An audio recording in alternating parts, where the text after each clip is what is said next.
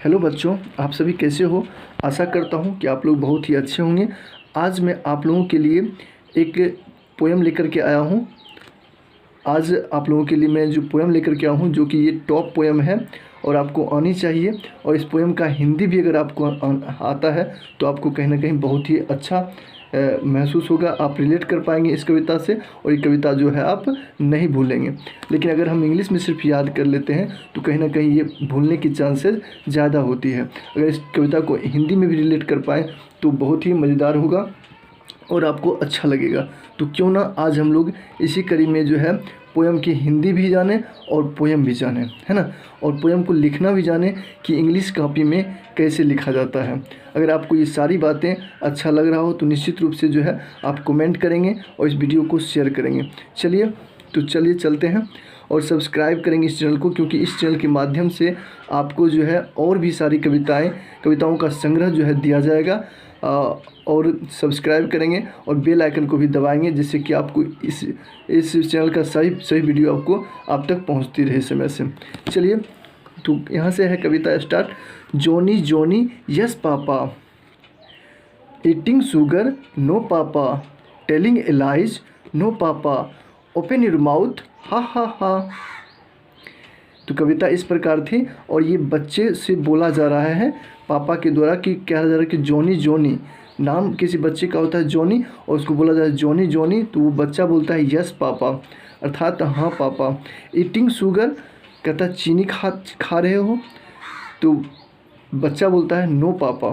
Question की जा रही है इसलिए क्वेश्चन मार्क लगा हुआ है। टेलिंग ए लाइज, अर्थात टेलिंग ए लाइज का मतलब होता है झूठ बोल रहे हो या झूठ बोलते हो। तो यहाँ बच्चा बोल रहा है no papa. Open your mouth, अर्थात मुंह खोलो, तो बच्चा बोलता है हा हा हा। इस प्रकार से ये कविताएं 4 लाइन की बन जाती है और ये आप लोगों के लिए बच्चों के लिए खास करके ये कविता जो है मनोरंजकपूर्ण होता है और मनोरंजन के साथ साथ वो इंग्लिश में बोलना भी, वर्ड भी सीख जाता है। तो आपके लिए बहुत ही अच्छा है। पोएम को ज़रूर याद कर लें। चलिए अगला पोएम, एक और पोएम देखते हैं साथ ही साथ। उस पोएम का नाम है रैन रैन गो अवे। ये भी बहुत ही अच्छा पोएम है। तो इस पोएम को हम लोग भी हिंदी अनुवाद के साथ साथ इसको जानेंगे, प्रोनाउंसिएशन करके भी बताएंगे एक एक लाइन को।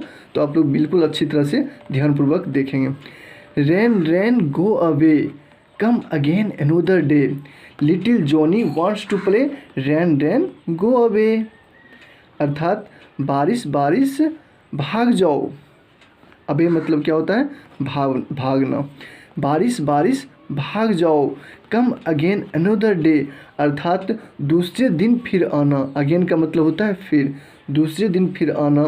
Little Johnny wants to play, छोटा जॉनी खेलना चाहता है। छोटा जॉनी खेलना चाहता है। प्ले मतलब क्या होता है बच्चों, प्ले मतलब होता है खेलना और वांट्स का मतलब होता है चाहना। Little Johnny wants to play, अर्थात छोटा जॉनी खेलना चाहता है। रैन रैन गो अवे, अर्थात बारिश बारिश भाग जाओ। तो ये पोएम आपको कैसी लगी आप निश्चित रूप से कमेंट करेंगे और हम आगे की क्लास में आपके लिए अगर अच्छा लगा हो तो आपके लिए मैं इसी प्रकार से अच्छी पोएम का संग्रह जो है आपके लिए लाऊंगा और आपका इंग्लिश में इम्प्रूव होगा। तो चलिए इसी के साथ हम अपनी वाणी को यहीं पर बेंड अप करते हैं। फिर नेक्स्ट डे मिलते हैं।